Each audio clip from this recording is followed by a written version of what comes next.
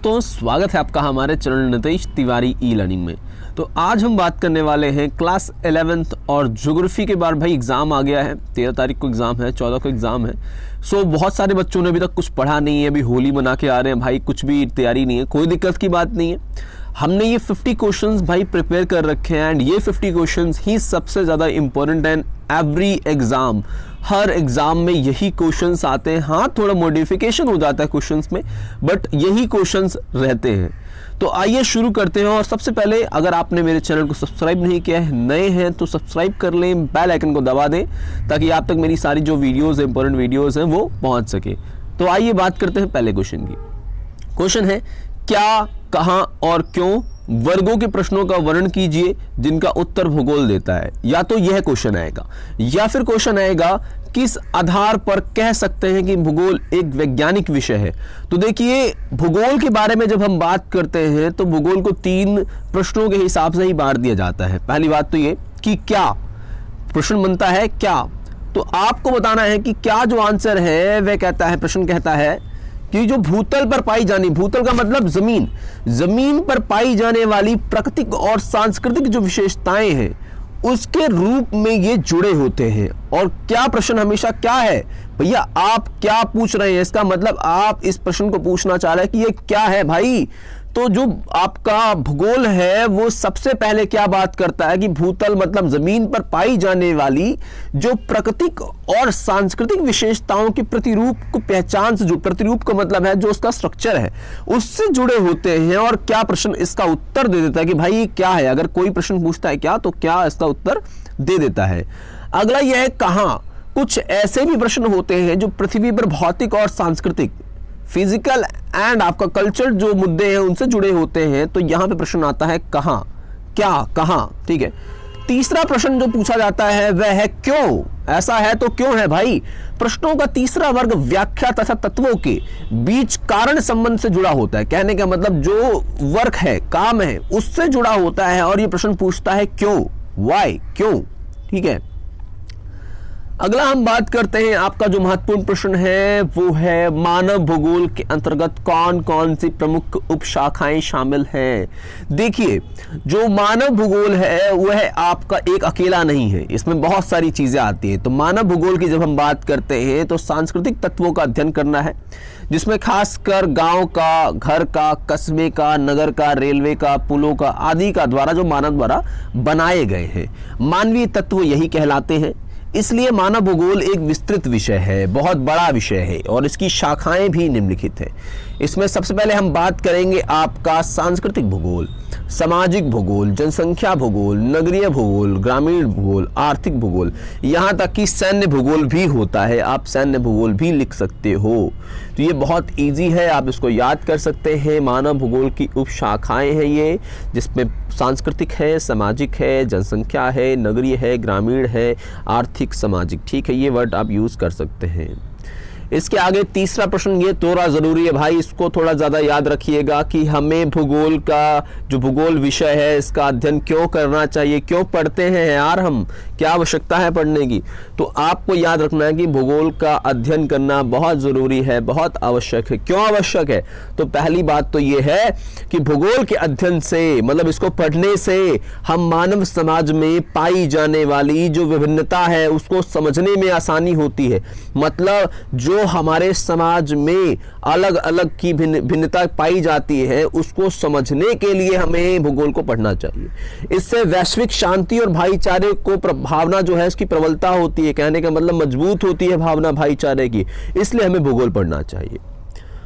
भूगोल हमको भूपृष्ठ की विविधताओं को समझने तथा स्थान व समय संदर्भ में ऐसी विभिन्नताओं को पैदा करने वाले कारकों की तलाश करने की योग्यता देता है। भाई बिल्कुल सही बात है, भूगोल एक ऐसा विषय है जो हमें विविधताएं, जो ये आपकी डाइवर्सिटी लेवल है उसको समझने के लिए, उसके अलावा समय और स्थान के संदर्भ में, समय मतलब टाइम पीरियड, स्थान मतलब किसी क्षेत्र के विषय में जो भिन्नता है, जो बातें हैं उसको तलाशने में हमारी सहायता करता है। तो ये मानव भूगोल का काम होता है, भूगोल का काम होता है।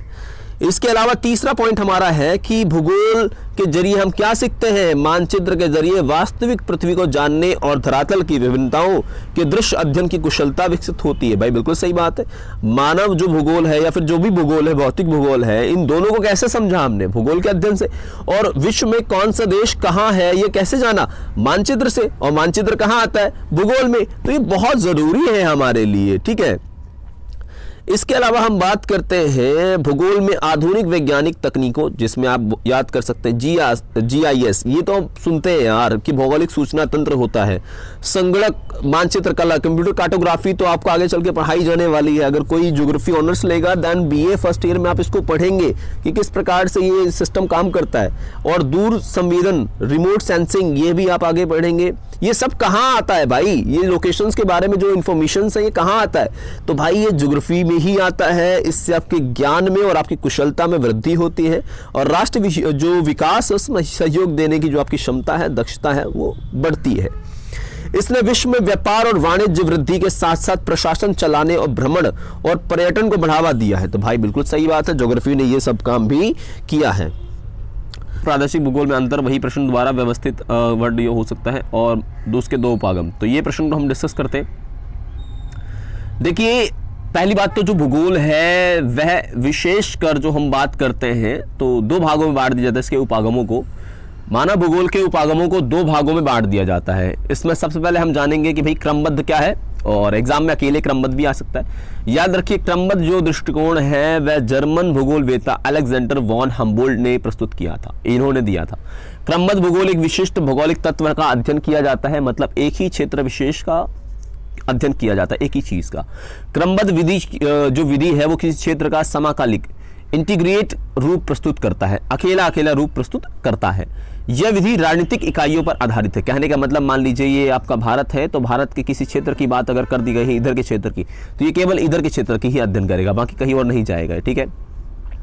इसके अलावा आपका यह अध्ययन और खोज तथ्यों पर आधारित है। ये किस पर आधारित है, अध्ययन और खोज तथ्यों पर आधारित है। और इस अध्ययन में एक जैसे घटक, जैसे मैंने बोला था ना एक अध्ययन, तो ये जलवायु के आधार पर विभिन्न प्रकार के उप प्रकार का निश्चित किया जाता है, मतलब एक ही चीज का ये अध्ययन करेगा, हर चीज का एक साथ नहीं करेगा। प्रादेशिक भूगोल क्या है, देखिए प्रादेशिक जो भूगोल है वह आपका जर्मन भूगोलवेत्ता कार्ल रेटर ने पेश किया है। और प्रादेशिक भूगोल में किसी एक प्रदेश की सभी भौगोलिक तत्वों का, मतलब मान लीजिए कोई प्रदेश है तो उस प्रदेश के सभी चीजों का अध्ययन करेगा, तो वह प्रादेशिक हो गया। प्रदेश विधि एकाकी रूप प्रस्तुत करता है, यह एक प्रकार से किसी प्रदेश के एकाकी रूप प्रस्तुत करता है, किसी प्रदेश के बारे में ही बताएगा। यह विधि भौगोलिक इकाइयों पर आधारित है। यह किस पर आधारित है, भौगोलिक, और ऊपर वाला किस पर था, राजनीतिक, ऐसे करके याद करना है। यह विधि किसी प्रदेश के वातावरण तथा मानव के बीच अंतर संबंध प्रस्तुत करती है। इस अध्ययन में प्रदेशों का सीमांकन किया जाता है और इसी को हम प्रादेशीकरण भी कहते हैं। ये दोनों बहुत इंपॉर्टेंट है, तो याद कर लीजिएगा।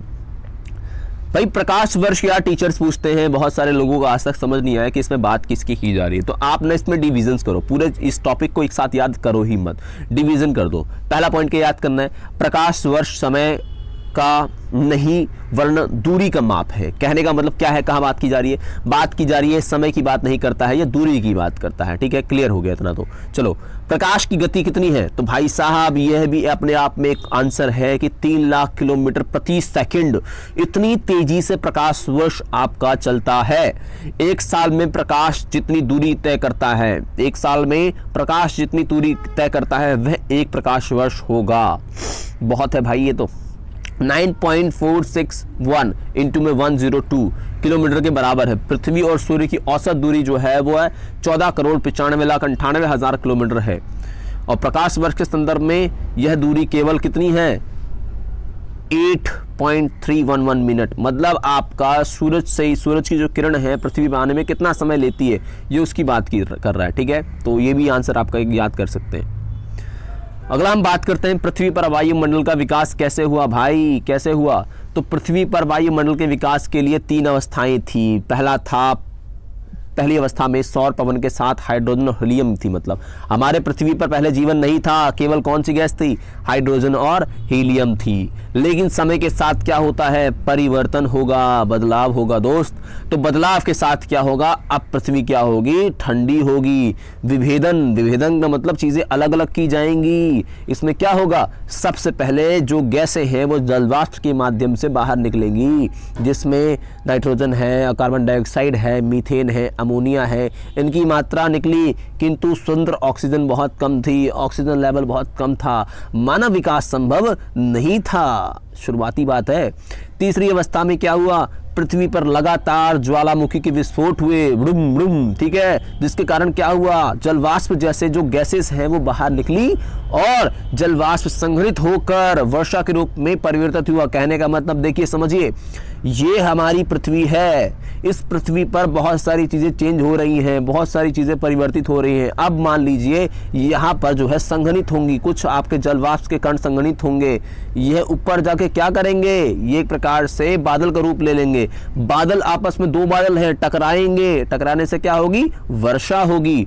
जैसे ही वर्षा ऐसे करके वर्षा हो गई भाई साहब, यहाँ ये महासागर बना देंगे और महासागर बनते ही यहाँ पे जीवन की उत्पत्ति हो जाएगी। इस बात को समझ लीजिए। और यही एक प्रक्रिया अपनाई गई थी। बाद में ऑक्सीजन की अधिकता हो जाएगी और मानव जीवन या जीवन की उत्पत्ति हो जाएगी। समझ में आया होगा।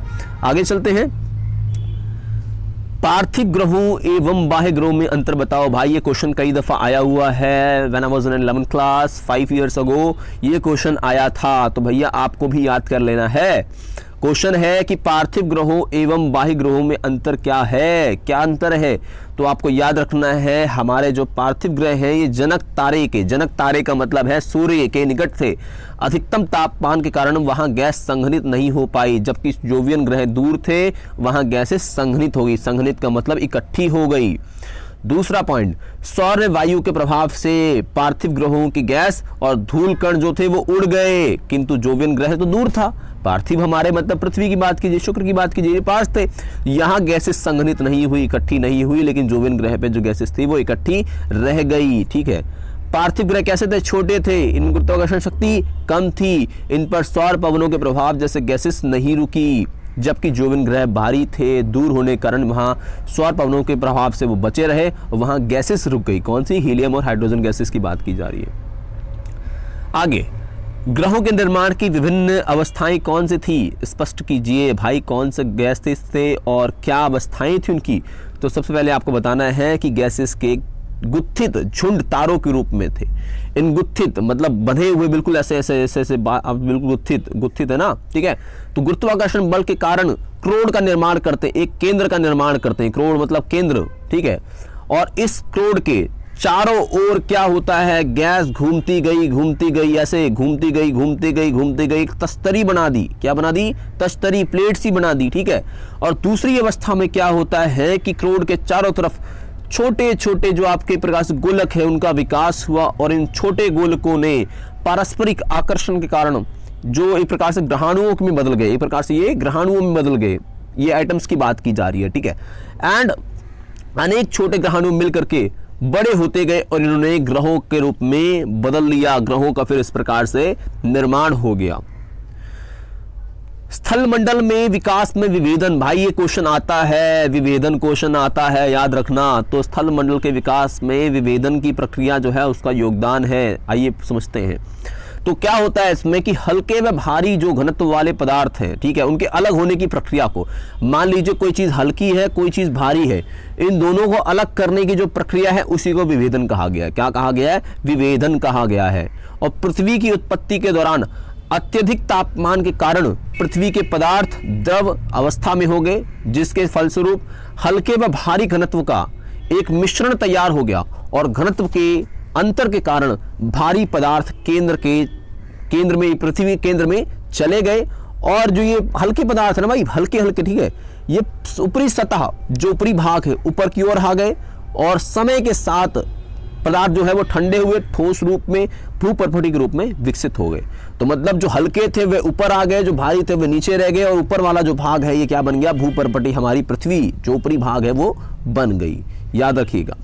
ग्रहों के निर्माण की प्रमुख अवस्थाएं क्या थी, कैसे हुआ भाई, ग्रहों की अवस्थाएं कैसी थी? तो आपको याद रखना है ग्रहों का निर्माण तारों से हुआ है। पहली बात तो ये, गुरुत्वाकर्षण के बल के परिणाम स्वरूप आरंभ में क्रोड का निर्माण हुआ। किसका निर्माण हुआ? क्रोड का, एक केंद्र का निर्माण हुआ, जिसके चारों ओर गैस जो है और धूल कण जो है वो चक्कर लगाने लगे, एक तश्तरी का निर्माण कर दिया। दूसरी अवस्था में गैसीय बादल का, एक प्रकार से बादलों का निर्माण होता है, और क्रोड के आसपास जो तश्तरी बनी थी, क्रोड के आसपास जो पदार्थ छोटे गोल पिंड थे उनमें विकसित हुए छोटे छोटे ग्रहाणु बने, और बाद में गुरुत्वाकर्षण के कारण यह ग्रहाणु आपस में जुड़ गए, पिंडों में धारण कर लिया, और यह निर्माण तीसरी अंतिम अवस्था में मानी जाती है। तो इतना टर्म याद कर लेना, बस इनफ इज दैट। ब्रह्मांड का निर्माण, भाई बिग बैंग थ्योरी अगर आ रही है तो ये क्वेश्चन तो आता है, इसको समझ लो। बिग बैंग थ्योरी आपको याद रखना है डेट के वाइज, भाई 1920 में एडविन हब्बल द्वारा पेश किया गया, और इनके अनुसार ब्रह्मांड का विस्तार हो रहा है अभी भी, मतलब ब्रह्मांड बढ़ रहा है। जैसे गुब्बारे वाला एग्जांपल ही देते हैं, भाई गुब्बारे में क्या होता है, आप अगर छेद कर दो या उसमें, ठीक है, तो वो कैसे फैलता चला जाता है, फैलता चला जाता है। इन्होंने कहा वैसे ही हमारी जो ब्रह्मांड है वैसे ही फैल रहा है, आकाशगंगा वैसे ही फैल रही है। इसी को बोला कि जैसे दूर जा रहा है वैसे वैसे हमारे ब्रह्मांड का निर्माण हो रहा है। सो ये बात इन्होंने एडविन हब्बल ने की थी। अच्छा, बिग बैंग सिद्धांत क्या था? सो इट इज ऑल अबाउट कि यार आज का जो ब्रह्मांड है हमारा, आज का जो हमारा पृथ्वी है, जो भी हमारा सौरमंडल है, वह आज भी किन चीजों से जिन चीजों से बना हुआ है, वह समस्त जो पदार्थ वह एकाकी परमाणु है, मतलब एक एटम है, वो सिर्फ एक एटम है, वो फूटा, अभी हम समझेंगे उसको कैसे। तो जिनका आयतन बहुत सूक्ष्म था, बहुत घनत्व बहुत कम था। तो आपको समझना है कि एक एटम है, अभी बहुत छोटा है भाई, इसमें जगह नहीं है, भरते जाओगे फूटेगा ना, वैसे ही समझ लीजिए फूटा, और जैसे ही फूटा वैसे ही परमाणु अत्यधिक संचित होने के कारण विस्फोट हो गया। विस्फोट के 1 सेकंड के अंदर ब्रह्मांड का निर्माण हुआ है। कितने सेकंड के अंदर? सिर्फ 1 सेकंड के अंदर ब्रह्मांड का निर्माण हो गया। और बिग बैंग ने क्या हुआ भाई, 3 लाख वर्षों के दौरान जो तापमान है वो कितना कम हुआ? 4500 केल्विन कम हो गया, और परमाणु जो एक प्रकार से पदार्थ है उनका निर्माण हुआ। चौथे में क्या होता है? ब्रह्मांड के विस्तार का मतलब आकाश गंगाओं के बीच में अंतरिक्ष में वृद्धि होती है। सो ये एक एडविन हब्बल की जो थ्योरी थी उसकी बात है, ठीक है। 12वां प्रश्न हमारा है भाई, ये क्वेश्चन आता है कि प्राथमिक तरंगे और द्वितीय तरंगों में अंतर स्पष्ट करना है। भाई ये भूकंपों की बात की जा रही है, ठीक है, ठीक है। तो सबसे पहले समझते हैं प्राथमिक तरंग। जो प्राथमिक तरंग है वह सबसे पहले आपको बताना है कि पी, ये तेज गति से चलने वाली तरंगे हैं जो धरातल पर सबसे पहले पहुंचती हैं। पी तरंगे जो है वह, इनकी पी तरंगे जो ध्वनि है इनकी, वो तरंगों की तरह ही होती है। ये तरंग गैस और ठोस व तरल तीनों पदार्थों से गुजरती हैं, तीनों से गुजर सकती हैं। पी तरंगों में कंपन की दिशा, उत्पन्न तरंगों की दिशा समांतर होती है, बिल्कुल समान होती है। ये शैलों में संकचन फैलाव उत्पन्न करती है, ठीक है। सो कुछ टर्म्स 3-4 याद कर लो। द्वितीय तरंगे, ये बाद में आएंगे, ऑब्वियस है कि ये तरंगे थोड़ी धीमी होती हैं, ये धरातल पर पी के बाद पहुंचती हैं। ये तरंगे महासागरीय तरंगों की तरह होती हैं। ये तरंगे केवल ठोस से, वो तीनों से गुजर सकती, तीनों प्रकार से, गैस, ठोस और तरल। ये केवल ठोस से गुजरेगी। एस तरंगों में कंपन की दिशा तरंगों की दिशा में समान कोण बनाती है, और यह शैलों में उभार और गर्त उत्पन्न करती है। सो 2 से 3 पॉइंट्स याद करो, इनफ, ठीक है। ये क्वेश्चन आता है भाई, भूकंप के क्या प्रभाव है? बच्चों से अगर ये भी नहीं पता हो भाई दिक्कत है, क्योंकि भूकंप तो बहुत ज्यादा आ रहा है। अभी हम बात करते हैं जैसे तुर्की की बात करते हैं, सीरिया की बात करते हैं, बहुत ज्यादा भूकंप आया है, बहुत आपके लगभग 45,000 लोग मारे गए। अगर हम बात करते हैं आपके जापान की, वहां तो आए दिन आता है भाई, वो तो झेल नहीं रहा है, लेकिन वो एज अ कंट्री मुझे लगता है कि बहुत ज्यादा आगे है, क्योंकि वो हर चीज को निपट लेता है। पर इंडिया में इस तरह के भूकंप अगर आते हैं तो क्या उसके प्रभाव हो सकते हैं? 2013 के हम बात कर सकते हैं भूस्खलन, जो कि उत्तराखंड में आया था, बहुत बड़े लेवल पे बादल फटे थे। तो हम देख सकते हैं किस प्रकार की चीजें होती है।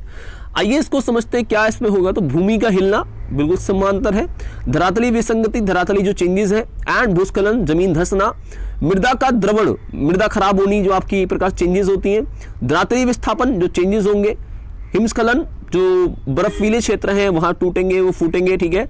बांध और तटबंध का टूटना, ढांचों का ध्वस्त होना, जो चीजें बना रखी हैं, आग का लगना, इमारतों का टूटना व ढांचों का ध्वस्त होना, सुनामी लहरें आ सकती हैं, वस्तुओं गिरना और धरातल एक झुकना। भाई इसमें सिंपल टर्म है कि जन धन की हानि आप यूज कर सकते हो, ठीक है। बड़े बड़े जो आपके बिजली खंभे हैं वो टूट जाते हैं, तो आप इनकी बात भी कर सकते हो, ठीक है।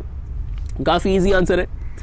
अगला क्वेश्चन है भाई, बैथोलिथ और लैकोलिथ में क्या अंतर है? ये क्वेश्चन आया हुआ है कई दफा, सो मैंने इसको इंक्लूड कर लिया।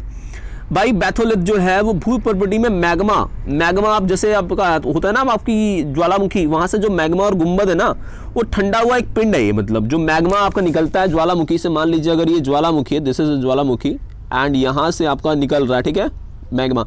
सो ये कह रहा है कि भाई जो गुंबद बना रहा है, एक चीज का निर्माण कर रहा है, वो जो ठंडा हो जाता है तो कई किलोमीटर में एक प्रकार से गहराई में विशाल क्षेत्र में ये फैल जाता है। और लैकोलिथ जो आपका है वो अधिक गहराई में एक प्रकार से आपको बताना है, जो लैकोलिथ है अधिक गहराई में, इतना समझना है कि बैथोलिथ जो है वो एक प्रकार से गुंबद का निर्माण करता है और कई किलोमीटर की गहराई में फैला होता है। वहीं लैकोलिथ की बात करते हैं तो ये अधिक गहराई में पाए जाने वाला जो मैग्मा है उसी का गुंबद का पिंड ये भी एक प्रकार से है, जिनका तल समांतर होता है, बिल्कुल सेम होता है, ठीक है। एंड ये क्या करते हैं, एक नली के रूप में एक नली का निर्माण करता है और मैग्मा खोद से जुड़ी होती है। इन दोनों भूमि आकृतियों में अंतर गहराई का है, मतलब दोनों दैट इज सिमिलर। फर्क इतना है, ये ज्यादा गहराई में, ये कम गहराई में, मतलब अगर टोटल समझने वाली बात ये है, दोनों सिमिलर चीजें हैं, गुंबद मैग्मा का निर्माण कर ही रहे हैं, but the thing is that कि ऊपर वाला थोड़ा कम गहराई में, नीचे वाला थोड़ा ज्यादा गहराई में, गहराई का ही अंतर है बस, और कुछ नहीं। पृथ्वी की आंतरिक संरचना के बारे में जानकारी के विभिन्न स्रोत क्या हैं? तो देखिए, पृथ्वी की जो आंतरिक संरचना है उसके बारे में अगर हम ये जानना है तो दो प्रकार से इसके स्रोत होते हैं, दैट इज प्रत्यक्ष एंड अप्रत्यक्ष, डायरेक्ट एंड इनडायरेक्ट, ठीक है। प्रत्यक्ष स्रोतों में हम बात करते हैं तो खनन है भाई, आप खनन करो, खुदाई करो, उसके माध्यम से कुछ चीजें निकलेंगी। ज्वालामुखी जो है जब फटेगा तो उससे जो चीजें निकलेंगी तो पता चलेगा भाई ये चीजें अंदर हैं तभी तो निकली है। और दूसरे तरीके आपके जो है अप्रत्यक्ष हैं, जिसमें पृथ्वी के जो एक प्रकार से भाग है उसमें तापमान का दाब है, घनत्व है, वो एक प्रकार है। अंतरिक्ष से प्राप्त उल्कापिंड, जो अंतरिक्ष है जब वहां से उल्कापिंड गिरते हैं सो वो एक रीजन है, वो एक प्रकार है। एंड गुरुत्वाकर्षण जो ग्रेविटेशनल फोर्स है वो एक तरीका है। और भूकंप संबंधी जो क्रियाएं होती हैं उससे भी हमें चीजें पता चल सकती हैं। भूकंपीय तरंगे जो हैं वो प्राथमिक तरंगे और द्वितीय तरंगे जो हैं वो भूगर्भ को समझने में सहायक होती है। जो भी तरंगे नीचे से निकलती हैं वो हमें समझने में कि हमारी पृथ्वी कैसी है उसको काफ़ी हेल्प ले सकते हैं। इसके अलावा हम बात करते हैं भूकंपीय तरंगे कितने प्रकार की होती हैं। देखिए, भूकंपीय तरंगे जो हैं आपकी दो प्रकार की होती हैं। एक तरंग आपकी होती है भूगर्भीय, दूसरी होती है धरातलीय। जो भूगर्भीय तरंग आपकी होती है उसके हम लोग जो पार्ट करते हैं, सो देयर इज 2 पार्ट्स, ठीक है। भूगर्भीय तरंगों के 2 पार्ट हम कर सकते हैं, जिसमें आंतरिक, ठीक है, सो रिलेटिव इसमें आंतरिक है और सतही तरंगे होती हैं। फिर आपका इसी आंतरिक वाले की हम बात करते हैं तो इसकी 2 तरंगे होती हैं, इसमें प्राथमिक पी और द्वितीय तरंगों की बात की जाती है। सो एक फैक्चुअल मैनर में लेके चले तो सिर्फ 2 तरंगों की बात आपको याद कर लेनी है। यहाँ से आगे चीजें नहीं समझ आ रही कोई बात नहीं, आप बोलो 2 है, उसके बाद कौन कौन सी, आंतरिक और सतही तरंगे। एंड देन आंतरिक की 2 भाग है जो कि उसके नजस्ट उसके कलर में मैंने कर दिया है। अब इसमें हम बात करेंगे भूगर्भिक तरंगे क्या है, इसको समझते हैं। तो भाई ये जो तरंगे होती हैं ये भूगर्भ में उद्गम केंद्र से निकलती हैं, बिल्कुल आपका जो यहाँ स्टार्टिंग है ना वहां से निकलती हैं और विभिन्न दिशाओं में फैलती है। मान लीजिए ये आपका उद्गम केंद्र है तो यहाँ से तरंग निकली एंड देन इधर भी, इधर गई, इधर गई, इधर गई, ये तरंगे जा रही है, ठीक है, कई दिशाओं में जा रही है। तो ये तरंगे क्या है कि शैलो की क्रिया के रूप में होती हैं, मतलब शैलो की क्रिया के कारण धरातलीय तरंगों में बदलाव आ जाते हैं, बदल जाती हैं। और भूगर्भिक जो तरंगे हैं वो 2 प्रकार की होती है। कितने प्रकार की होती है? 2 प्रकार की होती है। इसमें पी की बात करेंगे हम लोग, ठीक है, पी तरंगे आपकी, जिसमें आप कह सकते हैं कि तरल, गैस और ठोस तीनों प्रकार से गुजरती हैं और तीव्र गति से चलने वाली है, धरातल पर सबसे पहले पहुंचती है। वहीं पर आपकी एस प्रकार की तरंगे जो दूसरी तरंगे होती हैं ये केवल ठोस से गुजरती हैं, जैसे हमने ऊपर बात की थी, और ये आपको बताना ये उस पी के बाद गुजरती है, मतलब पी के बाद आती है, ठीक है। और वैज्ञानिकों द्वारा भूगर्भ को समझने में सहायक होती है। पी तरंगे जिधर चलती हैं उसी दिशा में ही पदार्थ का दबाव डालती हैं। एस तरंगे जिस दिशा में होती है उसके समकोण पर कंपन उत्पन्न करती है, समकोण पर, ठीक है। और धरातलीय भूकंप लेखी सबसे अंत में अभिलेखित होती है, सर्वाधिक विनाशकारी होती है। कहने का मतलब ये ज्यादा खतरनाक होती है क्योंकि लास्ट में आ रही है, आराम आराम से आ रही है। अब कोई चीज देखिए एकदम से, जैसे आपने देखा होगा एकदम से ये चलेगी, यूं चलेगी बिल्कुल तो थोड़ा सा प्रभाव उसका कम, लेकिन कोई चीज आ रही है देन काफी पावरफुल है तो वो आपको ज्यादा नुकसान पहुंचाएगी। धरातलीय जो तरंगे हैं ये विशेषकर ज्यादा अधिक प्रभावकारी होती है, गहराई के साथ साथ इनकी तीव्रता कम हो जाती है। और भूगर्भिक तरंगे जो हैं और धरातलीय शैले हैं उनमें अन्योन क्रिया होती है, दोनों में रिलेशन से एक प्रकार से काम चल रहा होता है, बिल्कुल ऐसे घर्षण की दिशा चल रही होती है और नई नई तरंगें उत्पन्न होती है, उससे नई नई चीजें उत्पन्न होती हैं और जिन्हें धरातली तरंग कहा जाता है। ये तरंगे धरातल के साथ साथ चलती हैं। तरंगों का वेग अलग होता है, उनके पदार्थ और उनकी चीजें अलग अलग होती हैं। इनमें जो एक प्रकार से जान मान की हानि है ना, वो काफी ज्यादा होती है। और जैसे इमारतों का, बांधों का टूटना है, वो सब धरातली तरंगों के कारण ही होता है। जो ऊपर की तरंगे ना, इसके कारण ही होता है। भाई ये क्वेश्चन बहुत जरूरी है और आता है एग्जाम में कि भूकंपीय छाया क्षेत्र क्या है। सो बेसिक टर्म में अगर समझें तो भूकंपीय छाया क्षेत्र जो है, बेसिक जहां पे भूकंप नहीं आया है ना, उन इलाकों को भूकंपीय आपका जो छाया क्षेत्र कहते हैं। मतलब मान लीजिए अगर भूकंप है, सो यहां आया है, ठीक है, यहां आया है, तो जहां नहीं आया, कहां नहीं आया, यहां नहीं आया, ये इलाके में नहीं आया, यहां इलाके में नहीं आया, यहां नहीं आया, ये भूकंपीय छाया क्षेत्र है। ठीक है, क्या है? भूकंपीय छाया क्षेत्र है। अब समझते हैं कि ये है कैसे और क्या इसके पॉइंट्स हो सकते हैं। तो भूकंपीय लेखी यंत्र जो है, जिससे भूकंप को हम मापते हैं, दूरस्थ स्थान पर पहुंचने वाली भूकंपीय तरंगे अभिलेखित होती हैं। हालांकि कुछ ऐसे क्षेत्र हैं जहां कोई भूकंपीय अभिलेखित नहीं होता, ऐसे क्षेत्रों को भूकंपीय छाया क्षेत्र कहते हैं। जैसे मैंने समझाया आपको, एक भूकंप का छाया क्षेत्र जो है वो दूसरे भूकंप के छाया क्षेत्र से भिन्न होता है। इसमें P और S तरंगों अभिलेखन से छाया क्षेत्र का स्पष्ट पता चलता है। यहाँ देखा गया कि P और S जो है तरंगे, वो अधिक केंद्र के 106 के भीतर अंतर्गत पाई जाती है और 145 जो आपका डिग्रीज है उसके बाद P तरंगे अभिलेखित होती है। मतलब अगर आप S की बात करते हैं, सो it is about 106 and P वाला जो है वो आपका 145 के बाद ही अभिलेखित होता है, मतलब वहां ही पाया जाता है। अधिक केंद्र में 105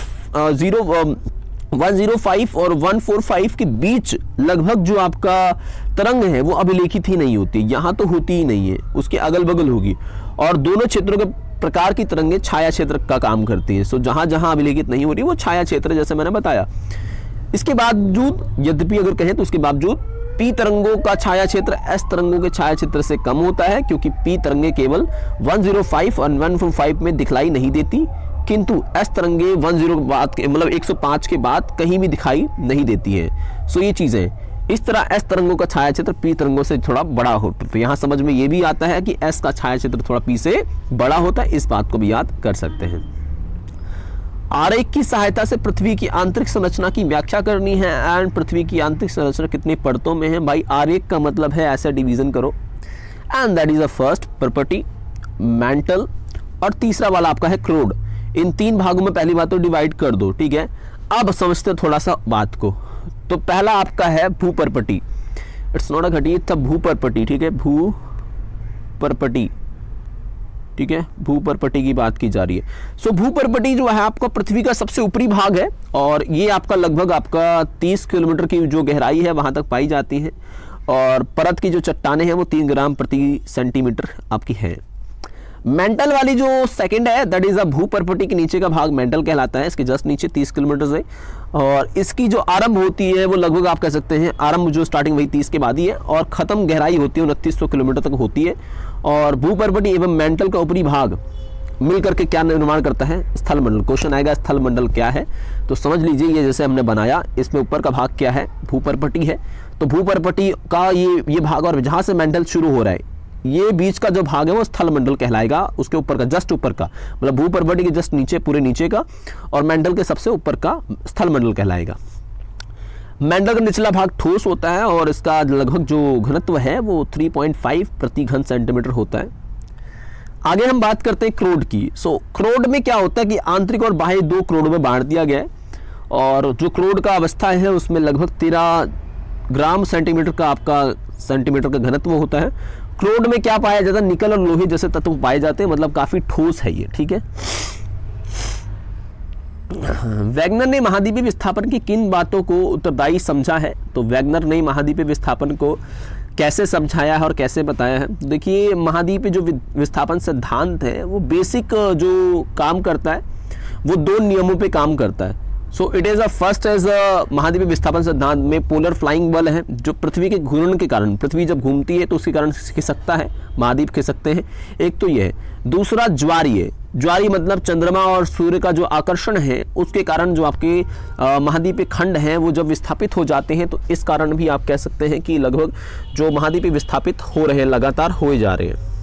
इसके अलावा हम बात करते हैं अभी हम कि अपसारी और अभिसारी में क्या अंतर है। देखिए, अपसारी और अभिसारी जो बेसिक फंडामेंटल बात करते हैं, तो अब सारी एक फॉर्म है जिसमें बेसिक बात जो बात की जाती है कि भाई इसमें दो प्लेटें होती हैं और ये विपरीत दिशाओं में अलग अलग होती हैं और उसके अलावा नई प्रॉपर्टी का ये निर्माण करती हैं और प्रसारी स्थान कहलाती है। इसका उदाहरण है मध्य अटलांटिक कटक। तो आपको याद रखना है कि इसमें दो प्लेटें एक दूसरे से विपरीत दिशा में होती हैं।